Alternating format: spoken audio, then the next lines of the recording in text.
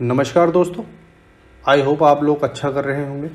और आज के इस वीडियो में जनरली हम स्टार्ट करने जा रहे हैं यूनिप्रॉट, और one of the most important topic है। ज़्यादा समय नहीं लूँगा आपका, स्टार्ट करते हैं। और हाँ, ये वीडियो ये टॉपिक बहुत ज़्यादा लंबा है, तो इसलिए मैंने पार्ट्स में वीडियो को डिवाइड कर रखा है। आप एक 1 बाय 1 वीडियोज़ को चेकआउट कर सकते हैं, आपको पूरा टॉपिक समझ में आ जाएगा। और मैंने कोशिश करी है कि आपको सारा कॉन्सेप्ट देने की सिंपल लैंग्वेज में, ठीक है। तो वीडियो बड़ा ही इंटरेस्टिंग होने वाला है। अगर चैनल पे नए हो तो चैनल को सब्सक्राइब कर लेना। वीडियो हेल्पफुल लगे तो वीडियो को शेयर भी ज़रूर करना, और चैनल पे नए हो तो चैनल को सब्सक्राइब ज़रूर करना। और कोई क्वेरी हो तो कमेंट करके पूछ सकते हैं, ठीक है। तो स्टार्ट करते हैं लेक्चर, ज़्यादा समय नहीं लूँगा आपका। यूनिप्रॉट को समझने से पहले हमें सबसे पहले बेसिक चीज़ों को समझना पड़ेगा। तो यूनिप्रॉट इस तरीके से लिखा होता है। यहाँ पे दो वर्ड हमें नज़र आ रहे हैं, पहला है यूनी, दूसरा है प्रॉट। पहला है यूनी, दूसरा है प्रॉट। इसका सही मतलब क्या है? यूनी का मतलब है यूनिवर्सल, प्रॉट का मतलब है प्रोटीन। क्योंकि ये एक डेटाबेस है, एक रिपोजिटरी है, इसलिए इसको एक रिसोर्स बोला गया है। तो यूनिप्रॉट की पूरी फुल फॉर्म क्या होगी? Universal protein resource. दोस्तों, ये मोस्ट इम्पॉर्टेंट फुल फॉर्म है, आपको पता होनी चाहिए, क्योंकि कई सारे एंट्रेंस एग्ज़ाम्स में भी पूछी गई है। और मैं बताऊंगा आपको आगे जब हम लेक्चर पढ़ रहे होंगे कि किस तरीके से कॉलेजेस एग्ज़ाम्स में क्वेश्चंस पूछे जाते हैं इस टॉपिक से, ठीक है। तो वहाँ पे आपको फंसना नहीं है, चीज़ों के बारे में अच्छे से अगर ज्ञान होगा तो ही आप चीज़ें हैंडल कर पाएंगे, otherwise you might get in trouble, ठीक है। सेकेंड पॉइंट पे चलते हैं। यूनिप्रॉट को एक्सेस करने के लिए आपको जो वेबसाइट है वो है uniprot.org। यदि आप यूनिप्रॉट को एक्सेस करना चाहते हैं तो आपको एक कंप्यूटर में वेब ब्राउज़र खोलना है, और उस वेब ब्राउज़र के एड्रेस बार में uniprot.org टाइप करना है, तो आप सीधा यूनिप्रॉट की वेबसाइट पे रिडायरेक्ट हो जाएंगे। क्लियर? यूनिप्रॉट एक फ्रीली एक्सेसिबल रिसोर्स है वर्ल्ड वाइड। इसका मतलब ये हुआ कि यूनिप्रॉट को इस्तेमाल करने के लिए आपको कोई पैसे देने की ज़रूरत नहीं है। It means that you don't need to pay any fee. UniProt को इस्तेमाल करने के लिए आपको कोई फ़ी पे करने की ज़रूरत नहीं है। It's totally 100% free. दुनिया में किसी भी जगह, कहीं भी, किसी भी समय आप यूनिप्रॉट को फ्रीली एक्सेस कर सकते हैं। क्लियर? अगले पॉइंट में बोला जा रहा है कि यूनिप्रॉट की स्थापना जो की गई थी वो की गई थी 2002 में। इसके पीछे भी कहानी है, वो मैं आगे बताऊंगा जब लेक्चर धीरे धीरे हम पढ़ रहे होंगे, चीज़ें हमें धीरे धीरे समझ में आने लगेगी, ठीक है। तो बस अभी हमें ये समझना है कि 2002 में यूनिप्रॉट की स्थापना की गई थी। इसके पीछे 3 एजेंसीज का हाथ है, 3 बड़ी एजेंसीज का हाथ है यूनिप्रॉट को बनाने में। ये मैं आगे बताऊंगा आपको, जिसके द्वारा यूनिप्रॉट को बनाया गया, ठीक है। एक कंसोर्टियम है, बेसिकली एक कोलाबोरेशन है 3 एजेंसियों का। वो भी जानी मानी एजेंसीज है, जब मैं आपको बताऊंगा तो आपको शायद से कुछ लोगों को तो पता ही होगा, ठीक है। अभी धीरे धीरे जब आगे बढ़ेंगे तो अच्छे से समझ में आता जाएगा, ठीक है। कॉन्सेप्ट को पूरा क्लियर करते हुए चलेंगे। अगले पॉइंट में बोला जा रहा है यूनिप्रॉट एक ऐसा डेटाबेस है जहाँ पे आपको प्रोटीन के सीक्वेंसेस देखने को मिल जाएंगे और एनोटेशन डेटा मिल जाएगा उन प्रोटीन सीक्वेंस से रिलेटेड। यहाँ पे एनोटेशन का मतलब क्या हुआ, एनोटेशन डेटा का मतलब क्या है, यहाँ पे इसे समझते हैं पहले। दोस्तों, यहाँ पे देखो, मान लीजिए ये आपका प्रोटीन सीक्वेंस है, प्राइमरी सीक्वेंस में बना रहा हूँ प्रोटीन का, ठीक है। ये अमीनो एसिड की चेन है जनरली। यहाँ पे मान लो इस पोर्शन में एक ऐसा, इस प्रोटीन के अगर इस पोर्शन पे हम नज़र डालें तो सपोज करो यहाँ पे कोई ऐसा पीस है अमीनो एसिड का ऐसा कोई सीक्वेंस है इस जगह पे, जो कि एक इम्पॉर्टेंट बायोलॉजिकल सिग्निफिकेंस रखता है।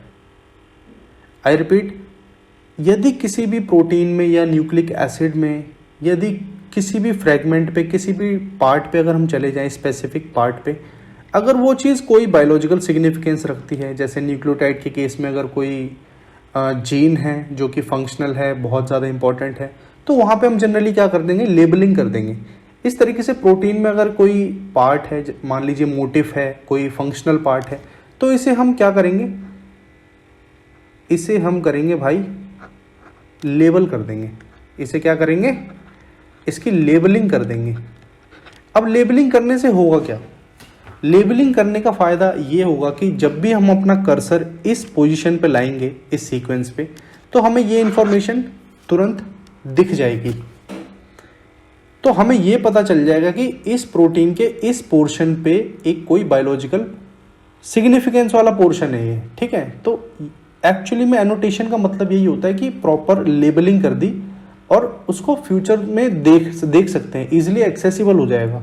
अब कोई रिसर्चर मान लो इस प्रोटीन को देखना चाहता है, विजुअलाइज करना चाहता है, तो क्या करेगा, इस पोर्शन पे आएगा, सीधा ये दिखा देगा यहाँ पे मैसेज की this is a biological significance portion.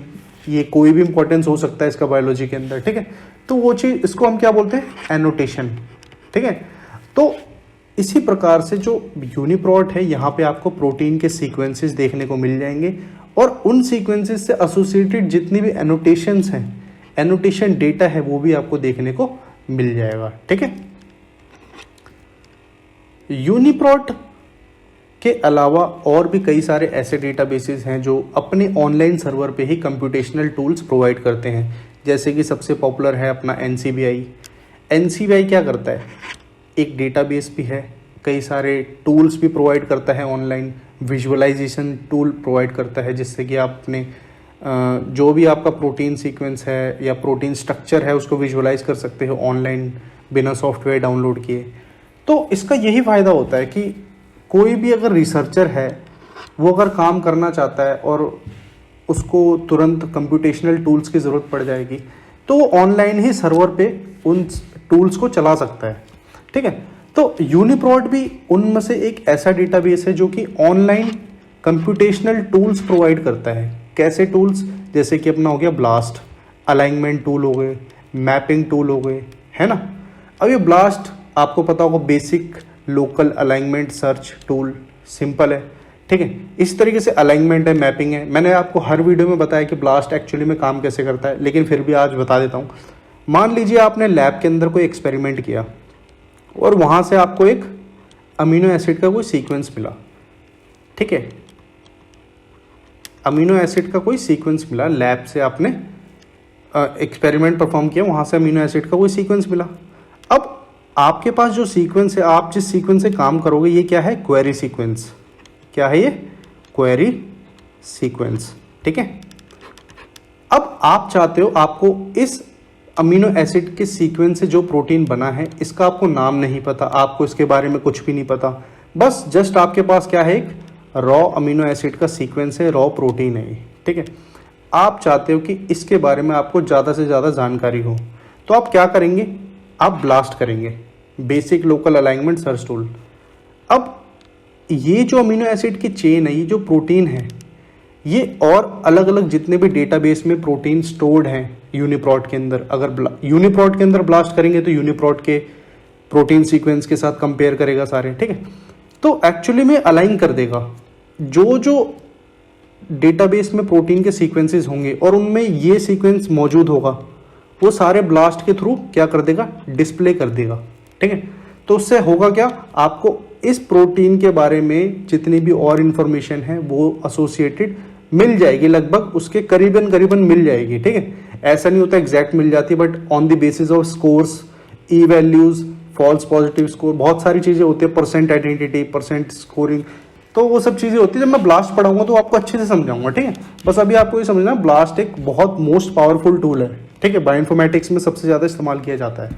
इसी तरीके से अलाइनमेंट है, अलाइनमेंट इतना काम का नहीं है, मैपिंग है, ठीक है। अलाइनमेंट में जनरली हम टी कॉफ़ी यूज़ करते हैं, क्लस्टल ओमेगा यूज़ करते हैं, जनरली इसको म्यूटेशन चेक करने के लिए यूज़ करा जाता है, ठीक है। अगले पॉइंट की तरफ चलते हैं। अब दोस्तों एक चीज़ समझो यहाँ पे कि बात ये है कि कोई भी कंपनी अगर चलती है तो उसको फाइनेंसिस की ज़रूरत होती है, क्योंकि हर इंसान जो उसमें काम कर रहा है उसे सैलरी भी देनी है, मेंटेनेंस भी लगता है, कई सारे इलेक्ट्रिसिटी लग रही है, पानी लग रहा है ना, बहुत सारी चीज़ें लगती हैं। तो उसके लिए पैसों की ज़रूरत होती है। पैसा कहाँ से आएगा? तो पैसा आता है फंडिंग से, ठीक है। इसी तरीके से यूनिप्रॉड जो चलता है उसको, हालांकि देखा जाए मोटे तौर पे तो यूनिप्रॉड को बहुत सारी एजेंसीज फंड करती है, लेकिन जो मोटे तौर पे जो एजेंसीज फंड करती हैं और उनमें इन्वॉल्व रहती है, काम करती हैं यूनिप्रॉड के साथ, उनमें से 3 ऐसी एजेंसीज हैं जो मैं यहाँ पे बताने वाला हूँ आपको। आपको वेबसाइट पे भी ये नाम मिल जाएंगे, आप चेकआउट कर सकते हैं। मैंने वहाँ से सीधा फिल्टर आउट कर रखा है आपके लिए, मतलब रेडीमेड नोट्स बना रखे एक तरीके से। तो सबसे पहली एजेंसी है जो यूनिप्रॉड को फंड करती है, वो कौन सी है? NIH। NIH क्या है? National institute of health. अब आप सोच रहे होंगे ये नाम तो सुना हुआ लग रहा है। जी बिल्कुल सुना हुआ लग रहा है। NCBI के साथ आपने सुना होगा ये नाम, ठीक है। ये एजेंसी NCBI को भी असिस्टेंस प्रोवाइड करती है, ठीक है। इसके बारे में आगे और भी पढ़ेंगे, बट अब ये समझना है हमें यूनिप्रॉड को NIH क्या करती है? असिस्टेंस देती है, फंडिंग करती है, मोटी फंडिंग, मिलियंस में फंडिंग करती है, ठीक है। दूसरा फंडिंग पार्टनर कौन सा है जो यूनिप्रॉड को फंड करता है? वो है EMBL EBI, European molecular biology laboratory, European bioinformatics institute. तो ये भी दूसरी एजेंसी है जो कि मोटे तौर पे यूनिप्रॉड के साथ काम भी करती है और यूनिप्रॉड को फंड भी करती है, ठीक है। फुल फॉर्म दोस्तों यहाँ पे आपको याद होनी चाहिए, ठीक है। यही एग्जाम में छोटी छोटी चीजें पूछी जाती हैं, ठीक है। तीसरी जो एजेंसी है वो है सेरी, SERI, state secretariat for education research and innovation, ठीक है। ये एक ऐसी एजेंसी है, ये दरअसल स्विट्जरलैंड की गवर्नमेंट की एजेंसी है जो कि फंड करती है। इसका हेड ऑफिस स्विट्जरलैंड में है, मतलब हेड ऑफिस तो नहीं कह सकते आप, क्योंकि जो उसका मेन ऑफिस है वो स्विट्जरलैंड में है। अब स्विट्जरलैंड में सबसे ज़्यादा इनके स्टाफ हैं, तो इसलिए एक तरीके से मैं हेड ऑफिस बोल रहा हूँ, ठीक है। अब ये एजुकेशन, रिसर्च और इनोवेशन पॉलिसी से रिलेटेड जितने भी मैटर्स होते हैं उनमें ये फंडिंग करती है, उसके लिए उसमें मिलके, कहने का मतलब कंट्रीब्यूशन देती है, ठीक है। तो सेरी एक मेन फंडिंग पार्टनर भी है यूनिप्रॉड का, ठीक है। तो आपको ये समझना है, और ये इनकी फुल फॉर्म्स जैसे मैं बार बार बोल रहा हूँ, you have to learn it, ठीक है। इसके अलावा और कोई, मतलब एग्जाम में पूछ ले जाएंगे तो फिर आप कहाँ से लिखोगे, ठीक है। तो वो चीज़ है, यही सब चीज़ें पूछी जाती है, कहने का मतलब ये मेरा। NIH का सिंबल ये है, आपने देखा होगा, नेशनल इंस्टीट्यूट ऑफ हेल्थ। ये है प्लस वाला जो सिंबल है, ये है सेरी का, state secretariat for education research and innovation, ठीक है। ये है तुम्हारा favourite EMBL, European molecular biology laboratory, European bioinformatics institute, ठीक है। ये सिंबल है इसका मोस्ट पॉपुलर।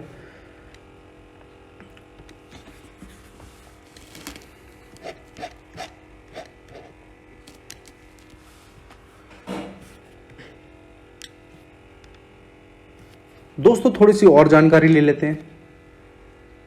यूनिप्रॉड एक क्रॉस रेफरेंस डेटाबेस है। इसका मतलब क्या है? क्रॉस रेफरेंस्ड का मतलब समझते हैं क्या है एक्चुअल में। सपोज करो आप गूगल चलाते हो ना, गूगल फोन में किसी चीज को सर्च करना होता तो आप गूगल सर्च परफॉर्म करते हो।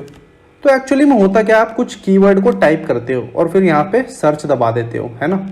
फिर होता क्या है, एक विंडो खुलती है, उस पर कई सारी वेबसाइट की लिंक्स होती है और आप एक पे फाइनली क्लिक करते हो और आप फर्दर क्या हो जाते हो, रीडायरेक्ट हो जाते हो उस पेज पे, ठीक है। अब होता क्या है, क्रॉस रेफरेंसिंग का मतलब यूनिप्रॉड को इससे कैसे एसोसिएट करना है मैं आपको समझाता हूँ। कि जब भी आप कोई कीवर्ड सर्च करते हैं, मान लीजिए आप प्रोटीन का नाम सर्च कर रहे हैं, प्रोटीन ए है कोई, उसको आपने यूनिप्रॉड पे सर्च किया, तो इस प्रोटीन से रिलेटेड जितनी भी इंफॉर्मेशन होगी आपको यूनिप्रॉड के पेज पे दिखाई देगी, ठीक है। अब कई सारी इंफॉर्मेशन, जैसे इसकी सब सेलुलर लोकलाइजेशन इस प्रोटीन की क्या है, ये प्रोटीन और किस किस प्रोटीन से इंटरेक्ट करता है, ये प्रोटीन को कौन सी जीन कोड करती है, तो कई सारी चीज़ें आपको दिखाएगा। अब एक्चुअल में यूनिप्रॉड के अंदर तो सीक्वेंसेस स्टोर है, लेकिन ये कई सारी चीज़ें दिखा रहे हैं ना। अब मान लीजिए इंटरेक्शन की कोई चीज़ बता रहे हैं कि ये प्रोटीन एक्स दूसरे प्रोटीन से क्या करता है, इंटरेक्ट करता है ना। तो अब ये जो इंटरेक्शन का जो डेटाबेस है, ये मान लीजिए स्ट्रिंग है, ठीक है।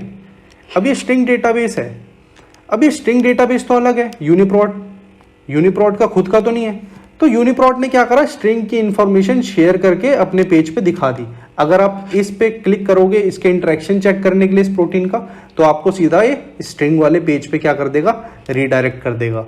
तो इस तरीके से मैं समझाने की कोशिश कर रहा हूं आपको कि यूनिप्रोट क्या है, क्रॉस रेफरेंस्ड डेटाबेस है। क्रॉस रेफरेंस का मतलब ये एक अकेला ऐसा डेटाबेस नहीं है, और भी कई सारे डेटाबेस है, लेकिन ये कई सारे डेटाबेसेस से क्या है, लिंक है।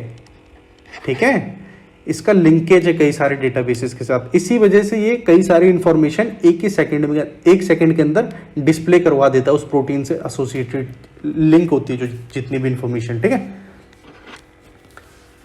World's leading high quality and comprehensive database. दरअसल प्रोटीन के लिए, प्रोटीन सीक्वेंसेस के लिए, प्रोटीन से एसोसिएटेड जितनी भी चीज़ें आपको यूनिप्रोट पे लगभग सारी की सारी मिल जाएगी। यही होता है कॉम्प्रिहेंसिव का मतलब। और हाई क्वालिटी डेटा आपको मिल जाएगा इस पे। लो क्वालिटी भी मिलेगा बट हाई क्वालिटी भी मिलेगा, ज़्यादातर हाई क्वालिटी डेटा मिलेगा। ठीक है, ये मैं जब आपको स्विस प्रोट पढ़ा रहा हूँ ना, तब आपको समझ में आएगा कि हाई क्वालिटी डेटा का एक्चुअली मतलब क्या है। अभी बस समझते चलो, हाई क्वालिटी डेटा का मतलब ये समझना है आपको कि इस डेटा में एक्यूरेसी जो होगी हमारी वो 99% के आसपास होगी। ठीक है, हाई क्वालिटी डेटा ये से बोलते हैं। UniProt is an ELIXIR core data resource. ELIXIR क्या है? एलेक्सिर एक यूरोपियन डेटा रिसोर्स है, एक्चुअली में यूरोपियन डेटा रिसोर्स है। अब ये हेल्प करता है रिसर्चरों को, ठीक है, साइंटिस्ट को, जो कि अपने आर्टिकल्स पब्लिश करवाना चाहते हैं, ठीक है, रिसर्च पेपर पब्लिश करवाना चाहते हैं और बुक्स पब्लिश कराना चाहते हैं और ऐसे कुछ डॉक्यूमेंट जो कि रिसर्च से रिलेटेड हो, तो उसमें हेल्प करता है एलेक्सिर। ठीक है, तो यूनिप्रोट क्या है, एलेक्सिर का कोर डेटा रिसोर्स भी माना जाता है। ठीक है, The data available in UniProt is only for research, education and informational purpose, and information is not to be used as a substitute for medical advice, diagnosis, treatment or care. दरअसल यहाँ पे ये बोला जा रहा है कि यदि आप कोई रिसर्चर हैं, माना आपको अच्छी नॉलेज है और एक तरफ क्या है, मेडिकल प्रैक्टिशनर है या तो फिजिशियन बोलते हैं जिसे, डॉक्टर होता है जो, इस लाइन में ये बोला जा रहा है कि कृपया अगर आप रिसर्चर हैं और यूनिप्रोट की इंफॉर्मेशन यूज़ कर रहे हैं तो यूनिप्रोट की इंफॉर्मेशन को कभी भी मेडिकल एडवाइस 100% तौर पे ना ली जाए। ठीक है, किसी चीज़ का इलाज करने के लिए, किसी का ट्रीटमेंट करने के लिए यूनिप्रोट की इंफॉर्मेशन को कभी इस्तेमाल मत करना इसमें, क्योंकि एरर भी हो सकता है। हो क्या सकता है? 100%। ये बस रिसर्च, एजुकेशनल और इंफॉर्मेशनल पर्पस के लिए ही है। जो रिपीट करता हूँ दोबारा, यूनिप्रोट पे जो डेटा मौजूद है वो रिसर्च, एजुकेशनल और इंफॉर्मेशनल पर्पस के लिए ही है। इससे आप मेडिकल या कोई बीमारी का इलाज या किसी भी चीज़ का ट्रीटमेंट नहीं कर सकते। ठीक है, वो फर्दर प्रूव होता है, बहुत ज़्यादा एविडेंसेस चाहिए होते हैं उसके लिए, उसके बाद ही वो चीज़ें होती हैं। लेकिन इस वक्त आप नहीं कर सकते, इससे इलाज नहीं कर सकते किसी व्यक्ति का। ठीक है, तो ये चीज़ समझनी है आपको। यूनिप्रोट क्या है? ग्लोबल कोर बायोडेटा रिसोर्स है। अब ये कोर बायोडेटा रिसोर्स है, ये सिंबल आप देख सकते हैं इसका, core biodata, global core biodata resource. अब दरअसल ये कलेक्शन है बायोडेटा रिसोर्सेज का। ठीक है, अब इसको इस तरीके से समझ सकते हैं कि ये थोड़ा सा इंपॉर्टेंस रखता है बायोलॉजिकल कम्युनिटी के अंदर। ठीक है, और ये हेल्प करता है, एसोसिएटेड है यूनिप्रोट के साथ काम करने में। बस इसे ऐसे समझना, ज़्यादा डेप्थ में नहीं जाना, क्योंकि इतने काम की चीज़ नहीं है। एग्जाम में आपको नंबर दिला देगी एक लाइन, अगर आप लिख दोगे तो आपको फ़ायदा ही होगा। ठीक है, हालांकि इतने पॉइंट्स मैंने यहाँ पे दे रखे हैं, आप इसके अलावा और भी पॉइंट सारे लिखा होगे ना, तब भी आपको फुल मार्क्स मिल जाएंगे, और इतने मुश्किल भी नहीं है सारे पॉइंट्स। अगले पॉइंट पे चलते हैं। मौजूदा आज की तारीख में अगर देखें तो यूनिप्रोट पे करीबन 25.16 करोड़ सीक्वेंसेस प्रोटीन के मौजूद हैं।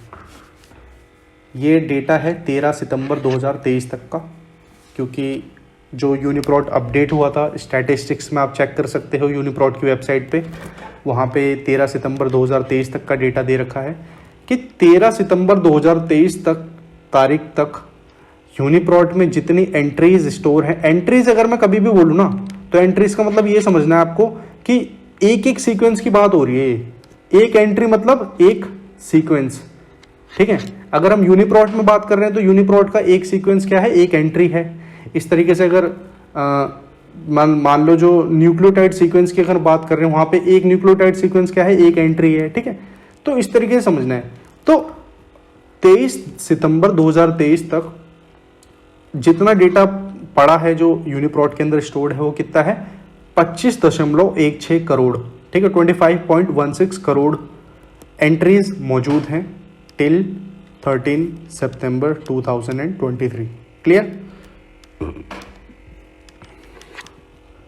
This database receives valuable inputs from scientific advisory board। अब जायज़ सी बात है, कोई बड़ी सी एजेंसी होगी, कोई बड़ी कंपनी होगी, वो कई ऐसे सलाहकार के द्वारा चलती है जो उनको एडवाइस देने का काम करते हैं। इसी तरीके से यूनिप्रॉट को भी एक एडवाइजरी बोर्ड है जो कि सलाह देता है कि किस तरीके से डेटा को मैनेज किया जाए, किस तरीके से डेटा यहाँ पे अवेल करवाया जाए, कौन कौन से नए टूल इंट्रोड्यूस करवाए जाएं। तो ये सब चीज़ें बेसिक चीज़ें होती हैं जो एक तरीके से क्या है, वैल्यूएबल इनपुट है यूनिप्रॉट के लिए, जो कि साइंटिफिक एडवाइजरी बोर्ड प्रोवाइड करता है, ठीक है।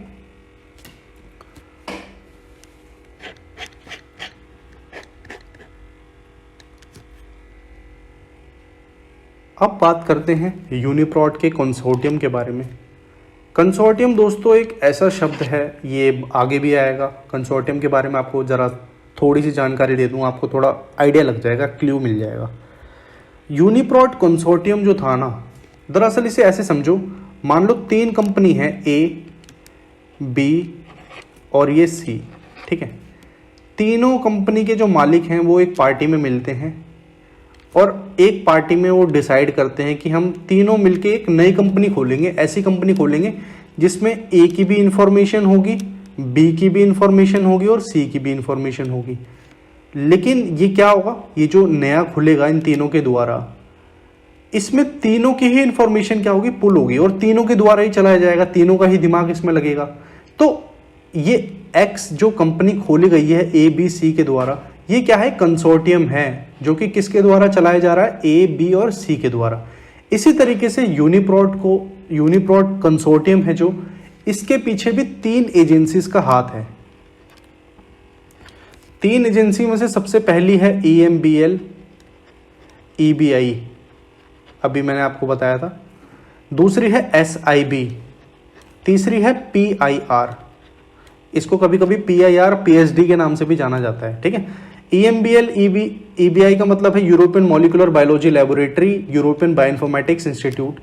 SIB का मतलब है स्विस इंस्टीट्यूट ऑफ बायोइन्फॉर्मेटिक्स। ये सारी डेफिनेशन आपको फुल फॉर्म वगैरह सब मिल जाएगी, अभी नेक्स्ट क्लिप में आपको मैं सब दे दूंगा, ठीक है। डाउन PDF भी दे दूंगा, सब दे दूंगा, ठीक है। तो अभी समझना है बस। PIR का मतलब क्या है, प्रोटीन इन्फॉर्मेशन रिसोर्स।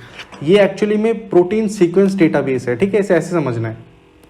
ये अपडेटेड वर्जन है, जो सबसे पहले इंसाइक्लोपीडिया आई थी ना मार्गरेट ओगले डेहोफ के द्वारा, तो ये उसका एक तरीके से अपडेटेड वर्जन है। लेकिन यहाँ पे बात हो रही है यूनिप्रॉट के कंसोर्टियम की। तो यूनिप्रॉट का जो कंसोर्टियम बना है वो किन के द्वारा बना है, EMBL EBI SIB और PIR के द्वारा। ये 3 ही एजेंसी है, इनका नाम ध्यान रखना बस, ठीक है। अब यहाँ पे समझते हैं, यहाँ पे लाइन में बोला जा रहा है यूनिप्रॉट कंसोर्टियम है जो, वो हेड किया जाता है 3 व्यक्तियों के द्वारा। उनमें से सबसे पहले जो जनाब हैं एलेक्स बटेमन, वो ये हैं एलेक्स बटेमन, यही शख्सियत की आप तस्वीर देख सकते हैं। दूसरे जनाब हैं एलन ब्रिज भाई साहब हमारे ये हैं, ठीक है, ये सारे साइंटिस्ट हैं, रिसर्चर रह चुके हैं। और तीसरी जो जनाब हैं ये हैं कैथी वू जी, ये हैं, ठीक है, इनकी तस्वीर आप देख सकते हैं। ये भी साइंटिस्ट रह चुकी हैं, मतलब हैं, अभी भी हैं, ठीक है। अब ये समझते कि जो यूनिप्रॉट है, कोई भी कंपनी होती है एक मिशन के साथ काम करती है। इसी तरीके से यूनिप्रॉट है ना जो, इसका भी एक मिशन है, इसका भी एक एम है, टारगेट है। टारगेट क्या है कि ये साइंटिफिक कम्युनिटी जितनी भी है ना पूरी दुनिया में, उनको comprehensive high quality data provide करवाना चाहती हैं, वो भी फ्री में।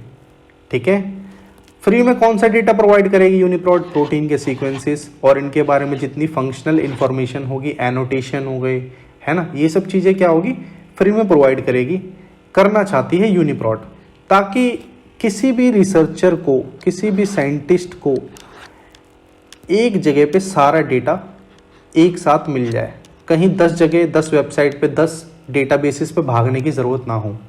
अगर प्रोटीन की बात हो रही है तो कोई भी अगर रिसर्च करना चाहता है तो यूनिप्रोट पे ही आपको सारे प्रोटीन के बारे में जानकारी लगभग 99% मिल जाएगी। ठीक है, अगर सीक्वेंसेस की मैं बात कर रहा हूँ अभी, ठीक है, और उसकी एनोटेशंस की, फंक्शनल इन्फॉर्मेशन की बात कर रहा हूँ, तो लगभग 99% आपको जानकारी सारे प्रोटीन्स की मिल जाएगी। क्लियर, यहाँ तक समझ में आया? ठीक है, अब कुछ एग्जाम्स में क्वेश्चंस आते हैं, ये देख लो जरा थोड़े से। ठीक है, बड़े काम आएंगे आपको, बहुत फ़ायदा होने वाला है आपको। ठीक है, और चैनल पे नहीं हो तो सब्सक्राइब जरूर कर देना यार, मेहनत लगती है बनाने में। ठीक है, तो सबसे पहला क्वेश्चन है वो, यूनिप्रोट स्टैंड्स फॉर, क्या होगा इसका answer? Universal protein resource. Option number C है अपना सही आंसर। ठीक है, इसी तरीके से क्वेश्चन 2 है, यूनिप्रोट कैन बी एक्सेस्ड विया। यूनिप्रोट को किस तरीके से, कहाँ से एक्सेस किया जा सकता है? वेबसाइट के जरिए एक्सेस किया जा सकता है। इस वेबसाइट का नाम क्या है? uniprot.org। ये org का मतलब होता है ये एक ऑर्गेनाइजेशन है। क्या है? ऑर्गेनाइजेशन। ठीक है, तीसरे क्वेश्चन की तरफ बढ़ते हैं। पूछा जा रहा है यूनिप्रोट को स्टैब्लिश कौन से साल में किया गया? अभी मैंने आपको ऊपर बताया था, कौन सा था? 2002 में। ठीक है, 3 एजेंसीज के द्वारा। कौन कौन सी 3 एजेंसीज थी? EMBL, EBI, ठीक है, दूसरी कौन सी थी? SIB, Swiss institute of bioinformatics. तीसरी कौन सी है? PIR, protein information resource. ठीक है, EMBL, EBI का मतलब क्या है? European molecular biology laboratory, European bioinformatics institute. ठीक है, इसी तरीके से चौथा क्वेश्चन है, ये भी एग्जाम में आया हुआ है, UniProt is N archive of. UniProt किस चीज़ की आर्काइव है? दरअसल यूनिप्रोट में क्या स्टोर है? प्रोटीन के सीक्वेंसेस, है कि नहीं? तो यहाँ पे ये हमारा सही हो जाएगा। अब अगले ऑप्शन पे भी चेक करना है आपको, यहाँ पे क्या है? फंक्शनल इन्फॉर्मेशन भी है। तो यहाँ पे एक ऑप्शन दिख रहा है ना, बोथ B एंड C, तो यहाँ पे इस केस में D ऑप्शन करेक्ट हो जाएगा। ठीक है, ये गलत हो जाएगा, ये गलत हो जाएगा, मतलब ये दोनों ही सही हैं, तो both B and C। Clear?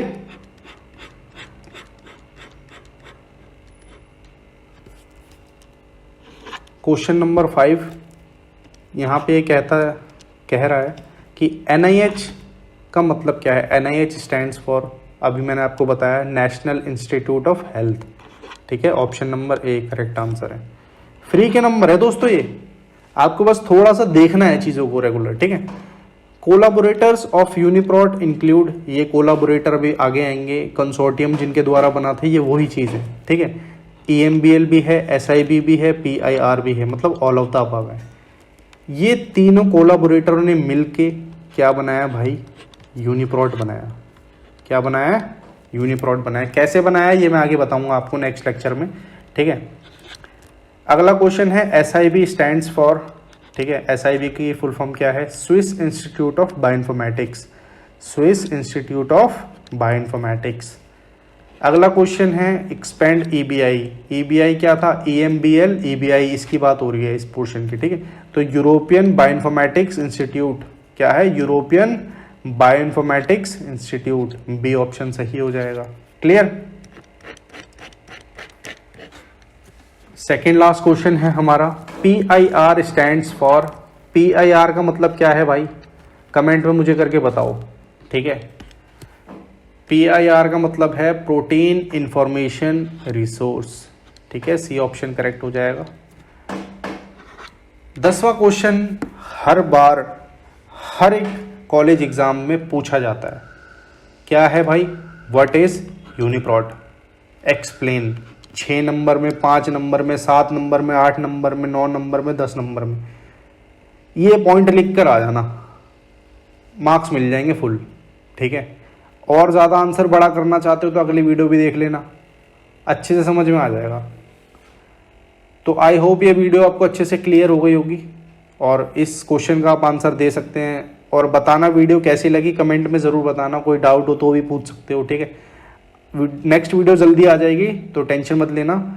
और चैनल पे नए हो तो सब्सक्राइब कर देना, वीडियो को लाइक कर देना, हेल्पफुल लगे तो दोस्तों के साथ ज़रूर शेयर मारना, ठीक है। तो मिलते हैं नेक्स्ट वीडियो में, जब तक के लिए थैंक्स फॉर वॉचिंग, मिलते हैं अगली वीडियो में, बाय।